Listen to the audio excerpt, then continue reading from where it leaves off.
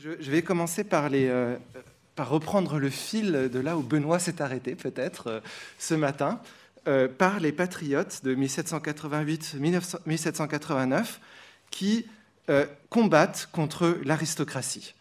Pourquoi l'aristocratie ? Si on prend en compte toute cette recherche dite parfois révisionniste de François Furet et compagnie, on ne peut arriver qu'à la conclusion qu'il s'agit d'une théorie du complot étrange qui n'a aucun fondement. Or, je crois que la recherche récente montre que la Révolution française peut être comprise comme une réponse à un système introduit par Louis XIV qui effectivement donne à l'aristocratie une place démesurée par rapport à la plupart des monarchies européennes. Loin d'avoir fondé un système absolutiste, Louis XIV avait placé l'État sous la coupe de la noblesse curiale, du moins à moyen terme.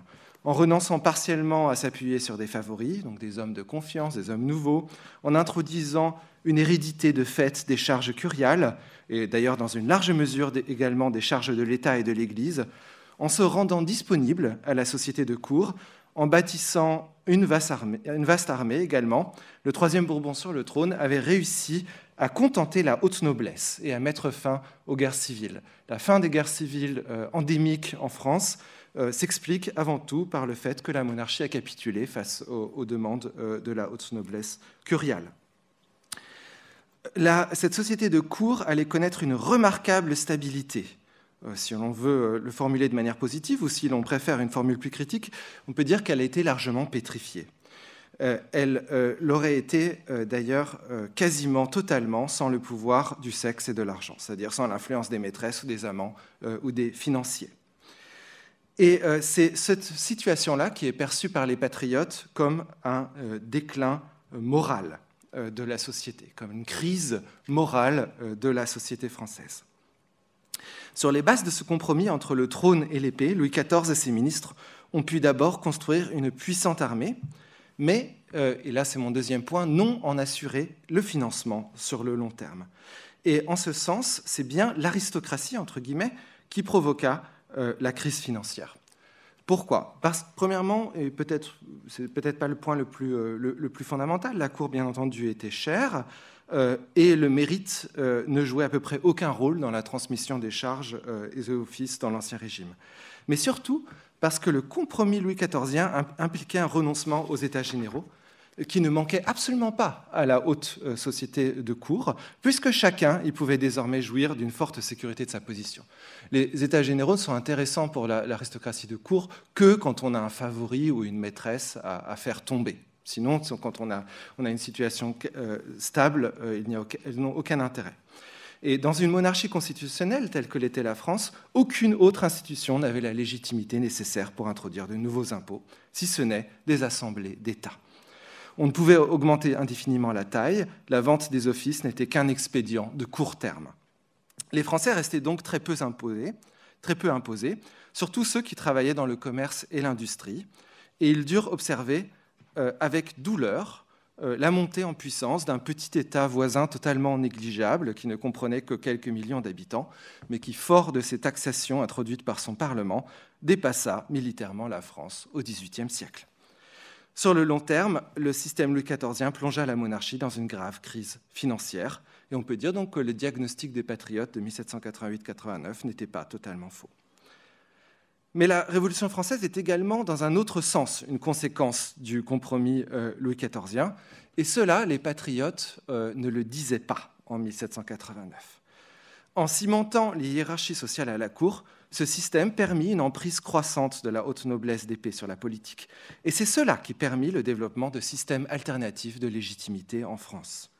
Des factions curiales qui intégraient certains auteurs bourgeois se mirent, mais qui étaient en fait surtout des auteurs nobles, la plupart, se mirent à remettre en cause le principe de légitimation fondamentale des sociétés d'Ancien Régime, la tradition. Ils se constituèrent en nouvelles élites morales qui faisaient appel à un système de légitimité supérieur, l'ordre naturel, qui est supérieur à la tradition, car il est d'origine divine et non humaine. Dans cette veine, deux courants de pensée principaux se développèrent dans la seconde moitié du XVIIIe siècle en France, tous deux dominés par des penseurs en général nobles et parfois bourgeois, et tous protégés par des aristocrates. La physiocratie et le républicanisme classique. Ce sont ces courants discursifs, qui n'étaient d'ailleurs pas si éloignés les uns des autres qu'on pourrait le croire généralement, qui permirent de penser la rupture révolutionnaire. Mais comment pouvait-on penser la résolution donc, de ce qui était perçu comme une crise morale dans les années 1780 et dans les premières années de la Révolution? Contrairement à ce que suggère une historiographie qui a été souvent obsédée par la sécularisation, la réponse est à rechercher du côté d'une culture providentialiste et d'une pensée, je dirais même, théocratique. Communiquer sur la crise et ses solutions, c'était en 1789, communiquer sur Dieu, sur sa création, sur son influence sur l'histoire humaine. On opposait la corruption morale, le factionnalisme qui provenait de l'intérêt personnel, à une harmonie universelle établie par Dieu dans l'ordre naturel. Les discours politiques dans les trois premières assemblées révolutionnaires, qui seront le centre de mon propos aujourd'hui, illustrent cette emprise de la pensée théocratique dans cette France de la fin des années 1780 et du début des années 1790. Il s'agit donc ici de mettre en valeur la puissance de la rhétorique politico-religieuse et de se demander pourquoi cette stratégie de communication connut un tel succès. Et cette étude de la Révolution française inscrit la Révolution française dans ce qu'on pourrait peut-être appeler l'âge des révolutions théocratiques. Voilà. Donc Dieu était très présent dans les débats de l'Assemblée nationale, ce qui est largement passé inaperçu dans l'historiographie. Même une recherche superficielle sur 5 termes faisant référence à Dieu, Dieu, divinité, divin, être suprême, providence, ciel, donne plus de 4500 résultats pour les volumes qui couvrent les années précédant Thermidor. Là, ce graphique qui a été d'ailleurs fait par Matthias Enleitner, par moi, et s'arrête en 1793. Et on peut augmenter encore quand on cherche des noms de Dieu un petit peu moins courants, tels que éternel ou tout-puissant ou auteur de la nature. On arrive très rapidement à plus de 5000 récurrences dans les débats parlementaires des assemblées révolutionnaires. À l'instar de Tocqueville, Mathiez, Ozouf ou d'autres, on pourrait tenter d'interpréter la présence de Dieu dans les débats de l'Assemblée nationale comme les résultats d'un transfert de sacralité. La nation se serait donc approprié la position sacrée du monarque dans le cadre d'une religion politique. Et bien que cette interprétation ne doive pas être entièrement rejetée, elle ne fournit pas une image pleinement convaincante de la dynamique politico-religieuse de ces années. Contrairement à ce que suggèrent Tocqueville, Mathiez ou Ozouf, la culture politique révolutionnaire conférait une place centrale à la transcendance, et ce de 4 manières différentes. Tout d'abord, pour de nombreux politiciens révolutionnaires, il était essentiel de se référer à Dieu, car pour dépasser l'ordre de l'Ancien Régime, ils avaient besoin d'un ordre supérieur qui avait une sanction divine. Deuxièmement, de nombreux révolutionnaires prétendaient être des instruments de la puissance divine, des instruments de la providence, installés pour permettre au ciel de rétablir cet ordre. Troisièmement, ils faisaient parfois référence à une alliance divine. Ils affirmaient que Dieu avait choisi la nation française et établi avec elle une relation particulière. Les Français étaient donc le peuple élu. Et quatrièmement, les révolutionnaires ont parfois affirmé, un petit peu moins souvent, mais on le trouve quand même assez régulièrement, parfois affirmé que Dieu lui-même était intervenu miraculeusement, de manière surnaturelle, pendant la Révolution pour imposer sa volonté. De nombreux députés de l'Assemblée nationale présentent leur action qui vise à rompre avec l'ordre établi comme s'inscrivant dans une recherche des lois divines. Au cours de l'été 1789, les députés favorables à la Déclaration des droits de l'homme et des citoyens, qui devait bien entendu servir de base à la nouvelle Constitution, précisaient aux sceptiques que les droits à mettre par écrit étaient d'origine divine. Ils choisissaient la formule en la présence, ils choisirent en fin de compte la formule en la présence et sous les auspices de l'être suprême dans la Déclaration. Et le célèbre tableau de Jean-Jacques François Barbier, qui a été maintes fois reproduit dans des estampes, est une représentation iconographique de ce préambule car elle représente la Déclaration des droits de l'homme et du citoyen gravée sur les tables de la loi de Moïse.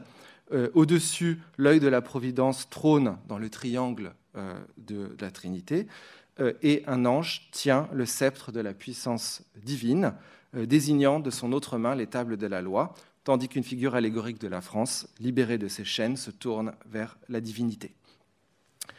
La conception théocratique de la loi, héritée par les députés, des physiocrates et des philosophes dits républicains des Lumières, explique que de nombreux législateurs de la Constituante aient présenté leurs travaux comme une manifestation de la providence céleste.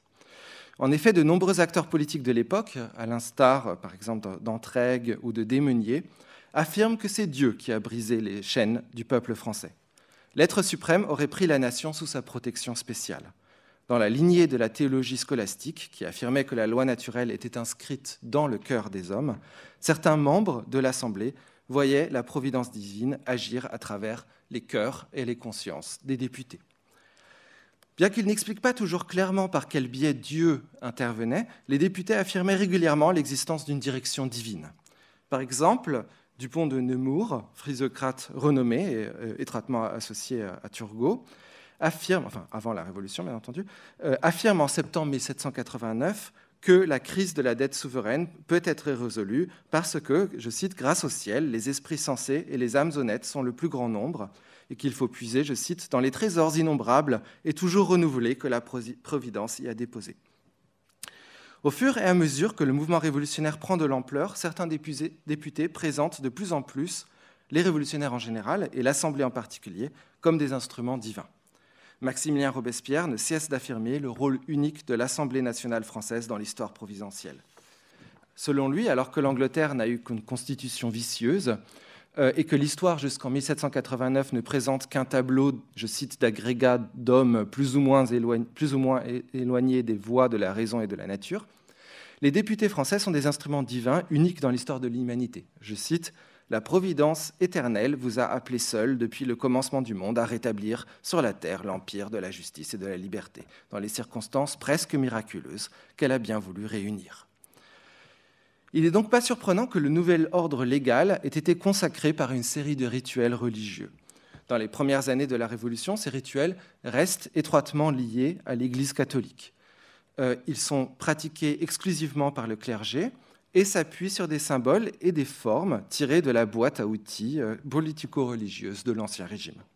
Les révolutionnaires utilisent notamment le Te Deum, donc cet hommage à l'être suprême par excellence, et ainsi, le 14 février 1790, la Commune de Paris organise un Te Deum à Notre-Dame, et en juin, l'évêque d'Angers, Hugues Pelletier, ordonne que des Te Deum soient célébrés dans toutes les églises de son diocèse, pour ne prendre que deux exemples.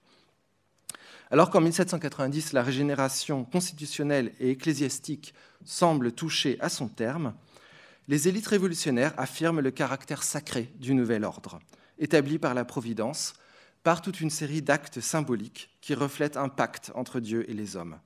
Le peuple doit prêter serment sur l'autel du Dieu qui punit le parjure, c'est une citation, tandis que les gardes nationaux jurent, je cite, « en présence du Dieu des armées et sur nos armes ». Ce mouvement atteint son apogée lors de la fête de la Fédération, le 14 juillet 1790, alors que Charles-Maurice de Talleyrand-Périgord célèbre la messe, le Te Deum y est chanté, et des personnalités politiques les plus importantes du royaume prêtent serment sur l'autel de la patrie. Dieu est donc une figure politique de premier plan en 1789-90. Et il est frappant de constater dans les débats de la Constituante que les députés qui pouvaient plausiblement prétendre agir pour le plus grand honneur de Dieu avaient le dessus. Et là, ça nous rejoint ce que disait François Hou tout à l'heure. Les partisans d'une politique réformiste modérée n'avaient pas grand-chose à opposer à ceux qui déclaraient que les lois de Dieu étaient la norme pour les lois de l'État.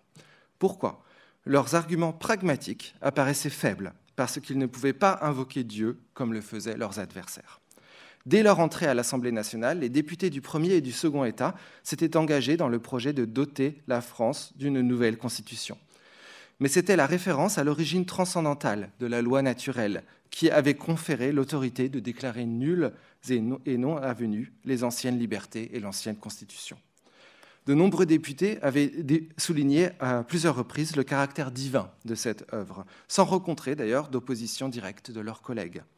Ce caractère divin avait été également sanctionné par le biais de rituels et par des serments collectifs.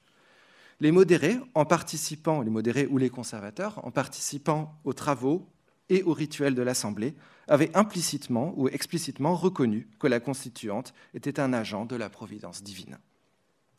La réforme de l'Église gallicane, sans doute l'œuvre la plus controversée de la Constituante, s'inscrivait dans une dynamique similaire. Les chercheurs ont clairement montré comment certains des principaux acteurs des réformes ecclésiastiques qui ont conduit à la constitution civile du clergé ont participé à un programme richériste et janséniste, comme on dit souvent, c'est d'ailleurs plutôt augustinien, il faudrait utiliser ce terme qui est beaucoup plus correct, qui visait à restaurer le christianisme dans sa pureté originelle.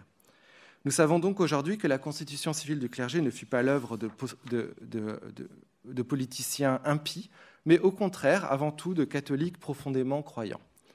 Cependant, il est tout aussi clair que les partisans des mouvements de réforme religieuse, tels que les jansénistes, j'utilise des guillemets, ou les richéristes, constituaient une minorité numérique à l'Assemblée nationale. La question se pose donc de savoir comment ils ont pu s'imposer. Et là, je crois qu'il faut prendre en compte le pouvoir de l'argumentation politico-religieuse. Lors des différentes discussions sur l'organisation de l'Église, donc les discussions concernant les biens ecclésiastiques, la suppression des ordres religieux ou la dîme, de nombreux partisans des mesures de la Constitution civile se référaient à Dieu pour légitimer leur position.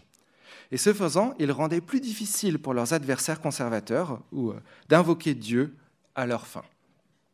Les partisans de la nationalisation des biens du clergé, comme par exemple les discours du comte Stanislas de Clermont-Tonnerre, font valoir que l'Église primitive était pauvre, que l'Évangile rejetait tout luxe et que les biens n'avaient été confiés au clergé que pour permettre des œuvres de charité. Face à cette quête affichée de pureté religieuse, il était difficile de soutenir que la préservation des richesses avait une quelconque valeur morale ou religieuse. Et je crois que c'est le problème auquel sont confrontés les chapitres dont nous a parlé François Hou. Finalement, la seule manière de s'opposer à la politique de l'Assemblée nationale fut d'affirmer que si l'Assemblée était bien un instrument divin, Dieu l'utilisait pour punir la France. Et c'est cet élément de langage que l'on voit émerger chez les opposants à la Constitution civile, mais très tardivement, plutôt en 1791. S'insurger contre la Constitution civile du clergé et contre le schisme, et voir vivre le martyre, devenaient alors des devoirs divins pour les opposants à la Constitution civile du clergé. A posteriori, la rupture entre les deux Frances, entre révolution et contre-révolution, était consommée. Par réaction, les partisans de la Constitution civile du clergé recoururent au Dieu vengeur de l'Ancien Testament. Dieu redevint, je cite, le Dieu des armées, qui punit par la mort ceux qui s'opposent à sa loi. Une rhétorique nourrie d'ailleurs par la guerre extérieure déclarée en 1792 et surtout par les guerres civiles qui ravagèrent la France dans ces années-là. Par exemple, lorsque la patrie est déclarée être en danger, en août 1792, Jean-Baptiste Massieu, évêque constitutionnel du département de l'Oise, adresse une lettre pastorale à l'Assemblée législative. Et dans des termes presque millénaristes, il affirme que, je cite, « Si la guerre est le fléau de l'humanité, le Dieu des armées combattra pour la France, qui ne veut s'armer qu'une dernière fois pour l'humanité. » François-Antoine d'Auberménil, député sympathisant avec les Girondins, les Brissautins d'ailleurs plus précisément, demande en novembre 1792 la composition de nouveaux hymnes et cantiques religieux pour la fête des succès des armées françaises, ordonnée par la Convention. Et ces chants devaient rappeler, je cite, « l'éternelle providence de l'être suprême » et ainsi donc rappeler l'homme à son auteur. L'idée d'un Dieu des armées était profondément liée à la fois à l'idée d'une alliance entre le peuple français et Dieu et à l'idée d'une providence particulière, c'est-à-dire des miracles par lesquels l'être suprême venait en aide à son peuple élu. En 1792, Dieu fut également impliqué dans l'élimination de Louis XVI. Les références au divin continuèrent ainsi à jouer un rôle crucial dans les débats politiques les plus essentiels. Malgré la haute trahison de Louis XVI, le renversement de l'ordre constitutionnel instauré entre 1789 et 1791 était loin d'être évident. Les lois avaient été votées par l'Assemblée constituante et sanctionnées religieusement. Les députés avaient affirmé que la Constitution suivait l'ordre divin et qu'elle était une œuvre de la Providence, qu'elle exprimait un pacte entre la nation française et Dieu. Ils avaient participé à des rituels qui établissaient le caractère sacré de la Constitution. Les députés du corps législatif avaient été élus selon cette Constitution et avaient juré de protéger les lois. Cette dimension religieuse de l'ordre révolutionnaire avait donné des armes rhétoriques aux députés qui n'avaient pas voulu remettre en cause la Constitution en réponse à la haute trahison du roi en 1791. Et cependant, l'onde de choc de ce qu'on appelle la fuite à Varennes permit aux républicains d'affirmer qu'il existait une contradiction entre la Constitution de 1791 et l'ordre naturel établi par Dieu. Et cette idée devient très populaire parmi les députés après la prise du château des Tuileries et surtout, bien entendu, après l'élection de la Convention nationale en septembre 92. Le débat sur le procès de l'ancien roi, devenu citoyen Louis Capet, s'accompagna d'une recrudescence des références à l'être suprême et à sa loi. Comme on le sait, au cours de l'hiver 92-93, les députés ne s'accordaient pas sur la question de savoir s'il fallait exécuter l'ancien roi tout de suite ou s'il fallait un sursis, ou bien s'il fallait organiser un référendum populaire. Si la montagne était presque unanimement favorable à l'exécution du roi sans souci, le reste de l'Assemblée était divisé sur la question et émettait des réserves. De ces controverses, les montagnards, qui, plus que toutes les autres factions, défendaient l'idée que le droit naturel était un droit divin, triomphèrent. Et une fois de plus, en affirmant que les institutions politiques devaient suivre strictement l'ordre divin et que les députés étaient les instruments de Dieu, un groupe de députés de gauche est parvenu à radicaliser le discours politique. Tout propos nuancé ne faisait pas bon ménage avec l'affirmation de la volonté divine. Ce furent surtout les montagnards qui promurent vigoureusement la radicalisation du discours politique en invoquant l'ordre divin. Ils soutenaient que le fait même d'être roi était un affront blasphématoire à l'autorité divine. Ainsi, l'avocat belge Pierre-François-Joseph Robert, qui a voté la peine de mort, proclamait, je cite, qu'un roi qui a l'insolence de vouloir régner au nom de l'être suprême, qui a l'audace de se dire roi par la grâce de Dieu, est un nouveau monstre qui flagelle l'humanité, qui s'impose à la nature entière et qui, de plus, outrage directement la majesté de l'auteur de toutes choses.